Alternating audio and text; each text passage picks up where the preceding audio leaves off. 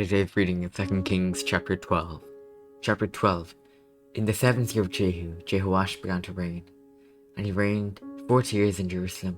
His mother's name was Zibiah of Beersheba, and Jehoash did what was right in the eyes of the Lord all his days, because Jehoiada the priest instructed him.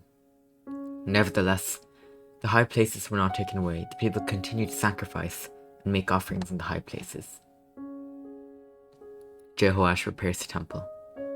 Jehoash says to the priests, all the money of the holy thing that is brought into the house of the Lord, the money for which each man is assessed, is the money from the assessment of persons, and the money that a man's heart prompts him to bring into the house of the Lord.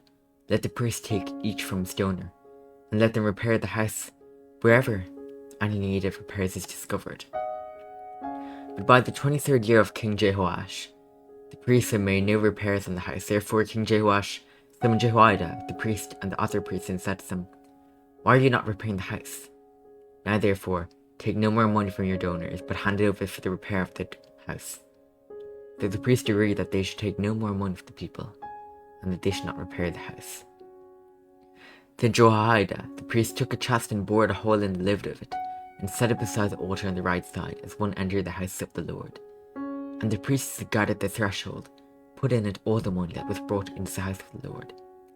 And whenever they saw that there was much money in the chest, the king's secretary and the high priest came up, and they bagged and counted the money that was found in the house of the Lord, that they would give the money that they was weighed out into the hands of the workmen, who had the oversight of the house of the Lord. And they paid it out to the carpenters and the builders who worked in the house of the Lord, and to the masons and the stone cutters, as well as to buy timber and quarried stone, for making repairs on the house of the Lord, and for any outlay for the repairs of the house. But they were not made for the house of the Lord basins of silver, snuffers, bowls, trumpets, or any vessels of gold, or of silver, for the money that was brought into the house of the Lord.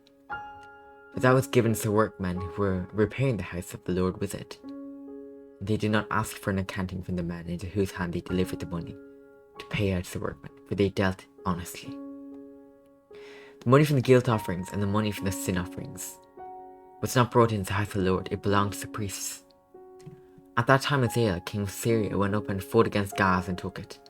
But when Hazael set his face to go up against Jerusalem, Jehoash, king of Judah, took all the sacred gifts that Jehoshaphat and Jehoram and Ahaziah his fathers, the kings of Judah, and dedicated, and its own sacred gifts, and all the gold that was found in the treasuries of the house of the Lord, and of the king's house, and sent these to Hazael, king of Syria. Then Hazael went away from Jerusalem. The death of Joash. Now the rest of the acts of Joash and all they did, are they not written in the book of the Chronicles of the king of Judah?